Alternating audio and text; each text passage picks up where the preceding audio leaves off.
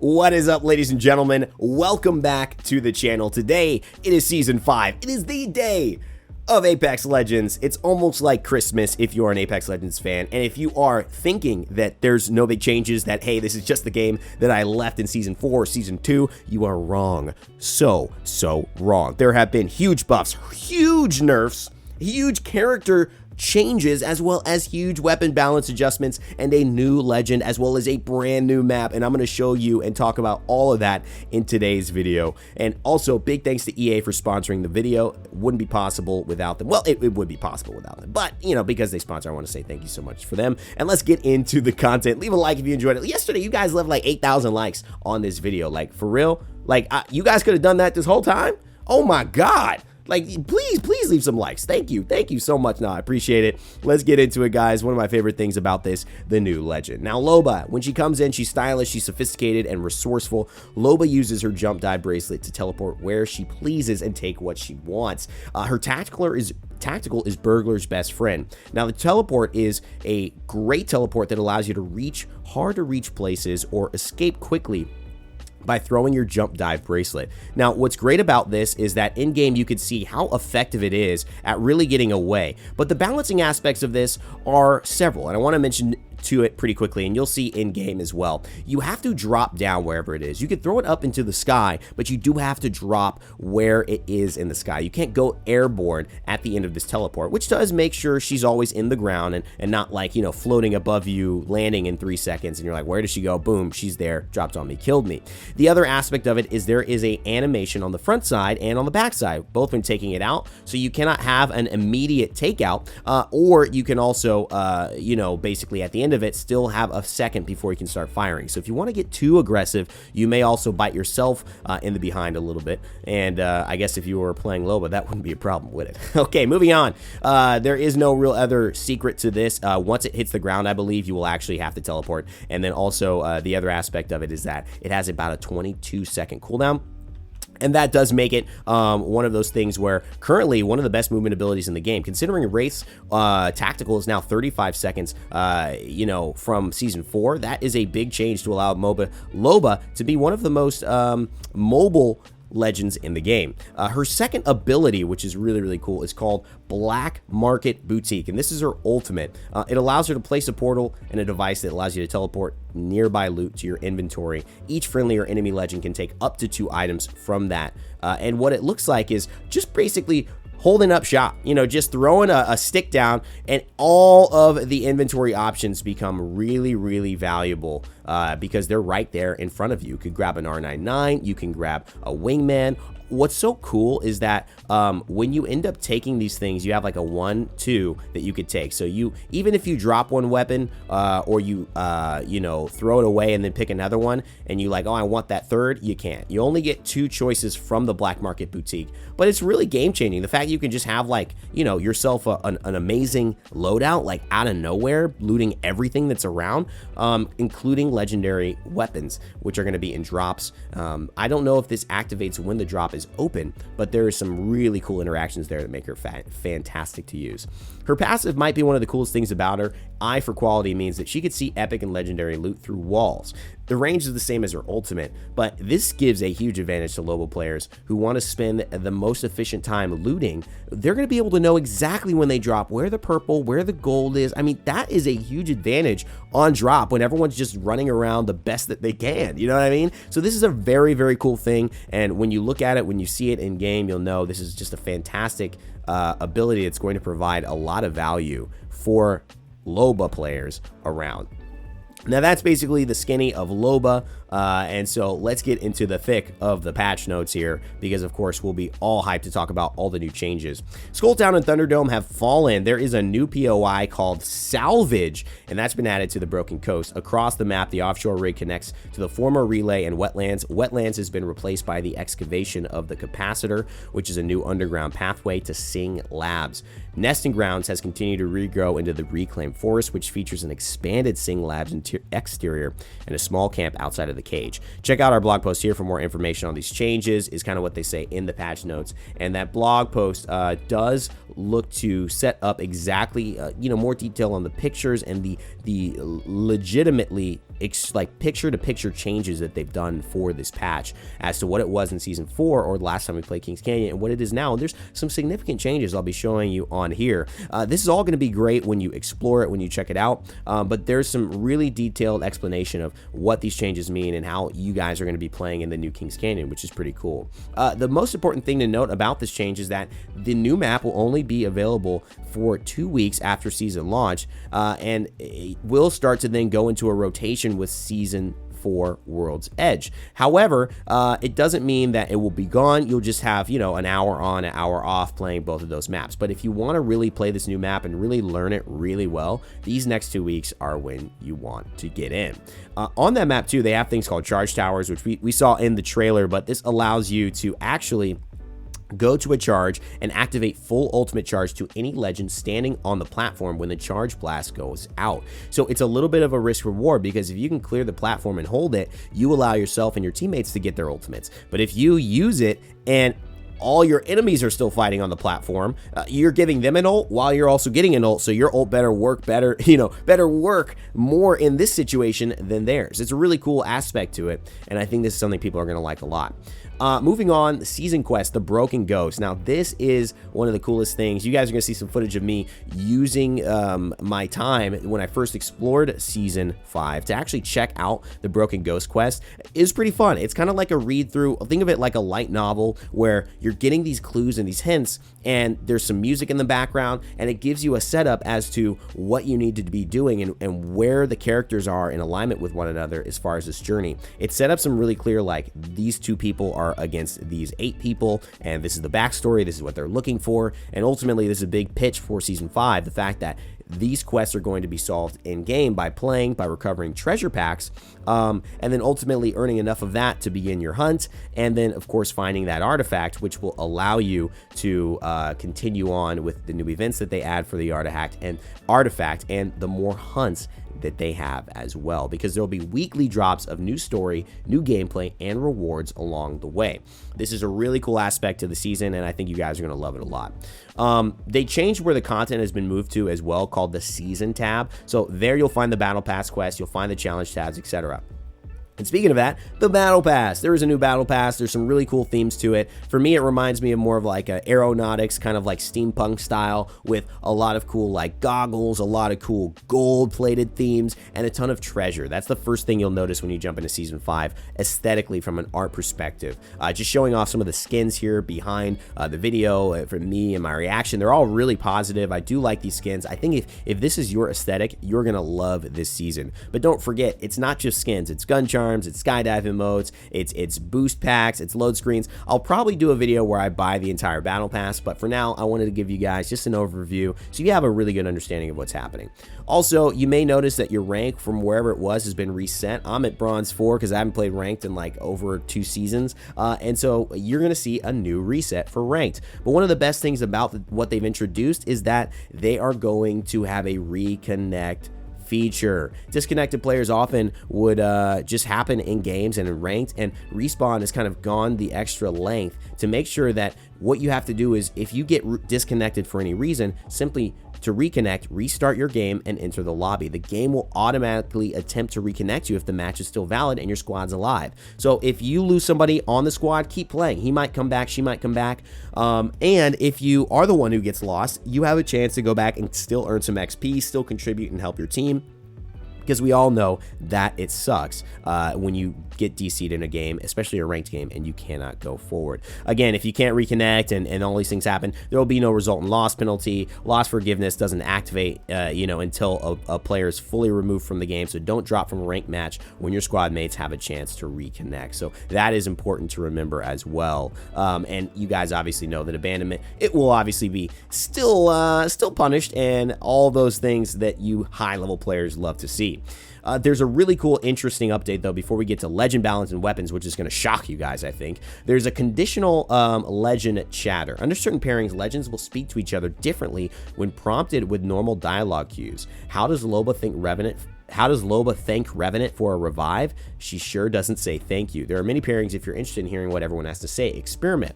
So finding all these unique pairings is going to be a really fun thing for YouTubers, but also for players, I think. And if you guys see any or know of any after you've played today, let me know so we can start tracking them down. I'm sure Loba, Revenant have some fun ones, but you know, what does Bangalore have to say to? I don't know. That was my first try. I have no idea. I'm making this up off the top of my head. I have no idea who's going to say anything to anybody else. That's clear. But at the end of the day, you guys are going to find out. So are we. And it's actually going to be pretty fun to see the backstories that maybe are hinted at in game, especially when you do something cool. Like, I think that's going to be great.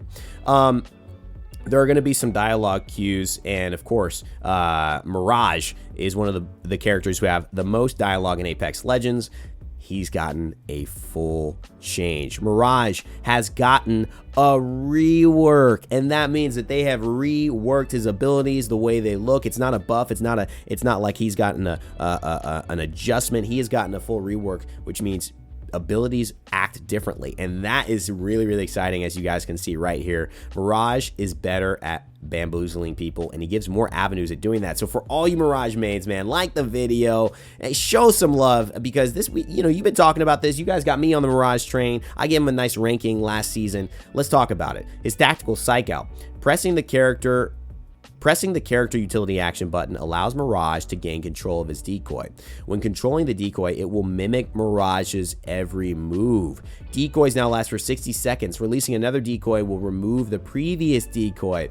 So this is amazing. So really, when you use the character utility action button, Mirage is going to be able to act like he is actually his decoy to make it much more lifelike. You can have it crouch, you can have it slide jump. This is huge, because this is actually going to make it so that, like, you know, if you don't see where the decoy looks, if you're not paying attention, you are absolutely going to fall for the fact that this is somebody not real and this is a apparition. It's pretty awesome, and I think when you look at the way that they've taken the feedback of players wanting to have control over the decoys, really cool stuff for this new tactical. Life of the Party is his ultimate. Mirage deploys a team of decoys that mimic his every move. Think Emergency Dance Party from Dummy's Big Day. And that, again, goes to show that people are listening at respawn, that they're changing the character. So essentially, these buffs are allowing Mirage to have a really good level of high skill ceiling, so that players who are really good at controlling the decoys can now really fool players. Like, it's not like oh, I see that's your decoy, it's running in a straight line doing nothing. It's gonna be like, no. This is actually, I can't tell. I don't know who it is. And I think that is a huge aspect to this. And, you know, the button is not that hard. As you guys will see, though, it is really going to allow you to have a ton of control and a ton of pacing. And I don't know. I'm just very, very excited. You're almost going to essentially be a puppet master with this guy. And so it's a very, very cool thing. In addition, now you see me, his passive, in addition to cloaking when damaged, Mirage also cloaks while using a respawn beacon and reviving a teammate. Meaning that when he's reviving, he's safer. When he's using respawn, he's safer. So he becomes better at a high level to support people and also do really important things. Mirage's You Got Bamboozle line will now trigger when you bamboozle an enemy instead of when you release a decoy. Meaning that you don't want that to happen right away. You want it to happen when you do something good. Awesome changes. Let me know what you guys think about it in the comments section below. Bloodhound had a change to the tactical Eye of the Allfather. They increased the sonar detection from 3 seconds to 4 seconds, and they also decreased the cooldown, and that cooldown is now going to be, I believe, 10 seconds less. So the cooldown is going to be 25 seconds, so it's going to last longer, allow you to fight within that scan and have that information while they're moving, but it's also going to obviously be up a lot more often. That's a huge increase. That's a 33% buff to the downtime of that ability, so definitely check out Bloodhound. He got something, or excuse me, they got something that is really, really impressive in this patch. Crypto, tactical drone. Crypto can now ping banners while in the drone to warn teammates of nearby squads. I like that. Okay, cool. So a little change to Crypto. While in drone, he's going to be able to ping things and really allow I think players to utilize him just a little bit more. Crypto's already been on the cusp, so this might be a nice little change. But let's look at Lifeline here. Increase the Lifeline bin ratio to 20%. This means those little special bins that Lifeline had in-game, those will now be 1 out of every 5 bin that you can access extra loot from, which is a huge thing. It's one of the things I talked about. They also remove knockdown shields from the secret compartment, meaning that the loot pool is in your favor now to get better attachments, to get better hop-ups, to get better med supplies, because you're not going to have to worry about getting knocked down shields in them, so it leaves more room for other things to be picked up when you go. Okay, Caustic, he's got a bit of a design change as well. Let's look at this. Caustic, this is something that is a bit of an experiment. We'll be keeping an eye out to make sure this change doesn't cause any degenerate player behavior. Friendly gas no longer slows teammates. Oh my God, ladies and gentlemen, it has happened. Caustic has already been treated greatly at the high levels of Apex Legends lately, and this looks to be even better. Gas will not slow your teammates. Oh my God. Now, I don't know if this means it's going to stop the, for instance, it's going to like stop the blur, but what I love is that you no longer are going to have a real impact as another character when Caustic is on your team. It is not going to be a negative experience. And so that to me is one of the biggest buffs Caustic needed, and he's gotten. It's a little scary that he's got that. The traps are also no longer triggered from the other side of a door, meaning that if there's a trap on one side of the door you're in and someone gets close to that door opening it, it would trigger the trap already. So now people are actually going to have to walk in, and what it's seemingly looking to me is they're gonna have to be in line of sight of the trap, which is gonna make the traps a little bit harder. So this is a slight nerf, I think, but it's also a nice thing to keep things a little sneakier. Once they do get inside, then the trap hits. Oh wow, I'm in trouble, and that could help for, of course, Caustic being a little bit more effective. I like that buff. That's pretty cool. Okay, Octane, designer note. This is a first step in pushing more team utility for Octane. We have more updates planned, but they didn't make the cutoff for this patch. Launchpad is reduced from 90 seconds to 60 seconds. Again, a 30% change right there for Octane, which is, I mean, that is strong, man. To have Launchpad up every 60 seconds, that means you're gonna really feel like, and let's not even talk about ultimate accelerants being used, you could throw that thing down anywhere. So this is going to allow your team to have more utility, more ability. I wonder what changes they're going to make. Maybe stronger strength of the launch pad, I don't know, but I like the way that they're going. It seems like they have more updates planned for Octane in the future. Gibraltar, designer note, internal data shows that Gibraltar's performance in individual fights is in a good place, but we want to bring down his power a bit in team fights, which means that they're going to reduce dome shield duration from 18 seconds to 12 seconds. And the big key about this is that in high levels, you're going to see Gibraltar have less wiggle room to support his teammates for endless periods of time. And I don't know if that's going to lead to people kind of choosing other characters. I mean, Loba might take a Gibraltar spot. This could cause us to stop seeing the Gibraltar meta. It is enough of a change to where your dome of protection is going to feel a lot less, like it's protecting you a lot less. And so I ultimately think this is going to be a great change. It will mean that when you do use it, you are going to have to be much more, I think, concerned and assertive as to, is this the right place? And if it is, I got to commit to it. And this is the time I'm using it. Boom, I have to make the most of it. And now we're out. We have another plan. Pathfinder. Let's talk about this. Probably the buff nerf heard around the world. Pathfinder, check this out, guys. Given the power of quick repositioning in Apex, being able to use Pathfinder's grappling hook multiple times in a fight is both too powerful and muddies combat legibility. The cooldown for grappling hook has been increased from 15 seconds to 35 seconds. Oh my goodness. Oh my goodness. Pathfinder, see you later. See you, Pathfinder. Now, you know what? Listen, I'm not gonna lie. Great Pathfinder players are still gonna rock with this, but it's gotta hurt if you're a Pathfinder main, because yeah, that is a huge change in your playstyle. Pathfinders were grappling very, very often, and now it's more than a 50%. I mean, it's more than 100%. It's more than double the amount of time. It's over 100% nerf. And so that is a big change. I'm excited to hear what you guys think about it. Personally, I think this, again, just allows higher players to make more use out of their grapple. It's going to continue the skill gap between good Pathfinders and bad Pathfinders, which is honestly what I'd rather have. If a good Pathfinder uses his one grapple in, 35 seconds to beat me and get in the perfect position, blah, blah, blah, and then he's got to fight from there and he beats me, okay, cool.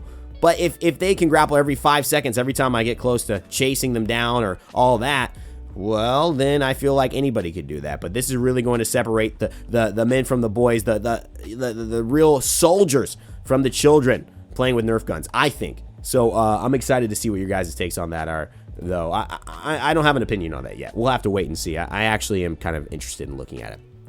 Okay, guys, weapon and loot updates. This is a big one. We've had a lot of changes to the weapons, and we're getting to the end of the patch notes here. But this is the stuff that really, really matters as far as the gameplay. And we're going to try to get some footage of as much of these new things and changes as possible. Weapon and loot update. Season 5 is the first season Apex doesn't get a new weapon. We stepped back and we asked ourselves, does Apex need a new weapon every season? If we continue to add new weapons, the weapon pool will become saturated. We believe there is a right amount of weapons in the loot pool, and we think we are currently in that sweet spot. Vaulting weapons is not an option because players have purchased skins, so we are forced to be more creative. We have some ideas on how to address it, but we need some time to test them and make sure they are healthy for Apex. We also want to make sure that weapons we add have real value to the gameplay. We have some fun stuff in the works. Our weapons team is hard at work. In the meantime, we hope the changes listed below can get you excited to learn and master the new Season 5 weapon meta. So let's get into the Season 5 fully kitted gold weapons. The Longbow DMR. That's right, we got the Longbow DMR, the Hemlock, the Spitfire, the EVA 8, and the RE45. Yo, let's go. RE45 crew, where you at? Let's go. I'm excited about that. Oh my god, that is going to be really cool. Let's talk Mastiff. The Mastiff is being rotated out of the care package to a regular weapon with its power reduced accordingly. Oh my goodness, what?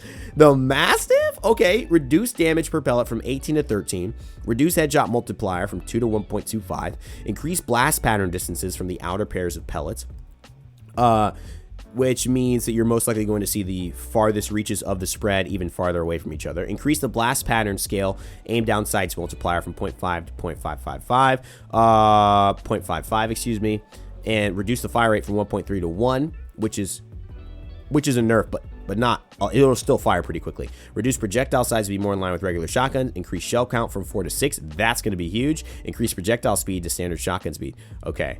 Wow, so I think they slowed that down. I don't know if that was a huge buff or a huge slow, but I think that when you look at this this change, oh my goodness, that's a huge adjustment to the weapon meta already. The Mastiff is about to be involved, and I don't know if there's a better way to say that, but involved, because I would never have expected these types of changes. But what's amazing about it is that, you know, it's probably really, really helpful to get people to have a different experience with weapons. My big thing about this is that 6 shots is going to be a lot. So I think this is going to be very powerful, very, very fun. And it's going to be a great change of pace also if you ever wanted to use some of your Mastiff skins more often. Oh, what a way, my friends, to do it. Going to be a fun one for sure. The Peacekeeper is being rotated out of a regular weapon and into the care package with its power being increased accordingly. Tighten the pellet spread pattern. They reduce the rechamber time from 1.2 to 0.9. Reduce the reload time from 2.65 to 2.45 and 3.6 to 3.35. And they increase projectile size to improve consistency at range. And all you have to do is pick this bad boy up and you'll know exactly what they're talking about. This thing is going to be fantastic. You're going to knock people's socks off with this, and at the end of the day, all this means is that Peacekeeper is still going to be in-game meta no matter what. Which is hilarious, but I absolutely love it. I think this really does give a nice little fresh change in a way I wouldn't have expected. So we're gonna have more time playing with the Mastiff and even more value when you finally do get that Peacekeeper, keeping the theme and the brand of that gun and weapon really, really strong. The Alternator, the increased mag size from 16 to 19. Oh my goodness.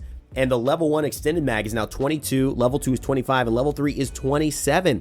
The Alternator, guys, gets better at what it was always really good at, which is having a little bit of a bigger chamber, a little bit of a bigger magazine, excuse me, to be able to compete with things like the R99 if you at least hit your shots and they miss some of theirs. At this point, the Alternator is going to be a heavy hitter as far as base damage and I think winning duels. This is a weapon to pay attention to. The Alternator, do not sleep on it this season. You definitely want to check this out. I'm excited to see what this feels like, especially with that level 3 extended mag. As you guys can see, there's a lot to go around, a lot of pain to go around with a weapon like this. It's going to be really fun in the new meta. The RE45 though, let's give a chat about that. They increased the damage from 11 to 12. That's already big. They also reduced the reload time from 1.74 to 1.5 base and 2.12 to 1.95 empty.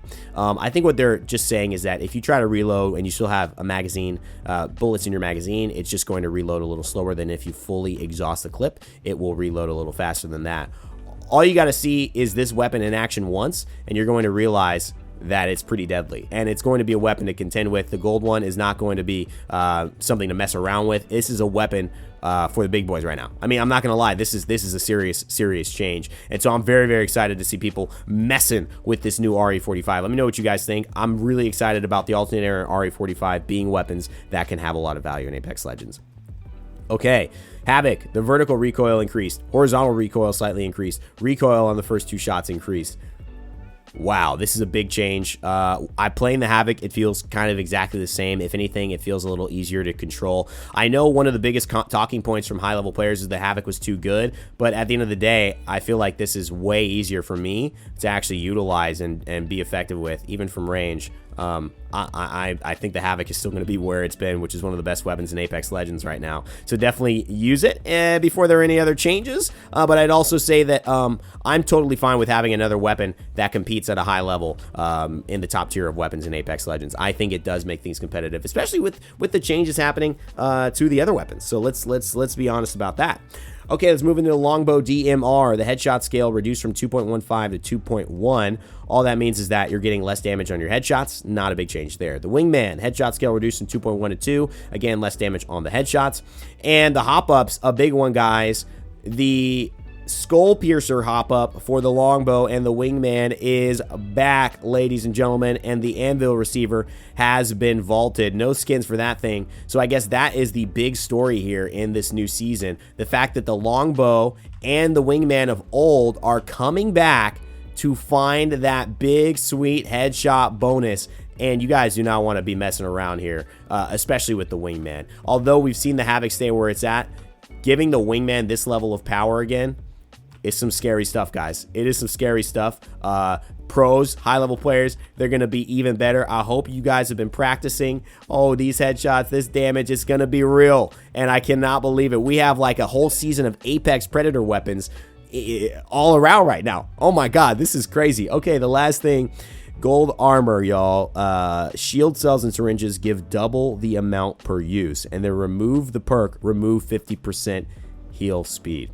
So one of the things that this does, and I actually kind of like this change, is that it actually gives Lifeline a little bit of an unintended buff, because if you have Lifeline with gold armor, you're now healing more for your little syringes, but you're still healing faster than everyone else because of the fact that she ends up having that 1.25% passive. They don't make her obsolete with gold armor, which is always one of the bigger issues in Apex Legends with, finding that perfect balance for somebody like, I would say, that's been one of the most OG kind of legends in the game. And what it ends up actually being is that it's going to give you like 2 shield cell completions essentially for the price of 1, and that's a big deal. I mean, that's a big deal. In essence, it is still healing 50% faster because you're healing at the same amount.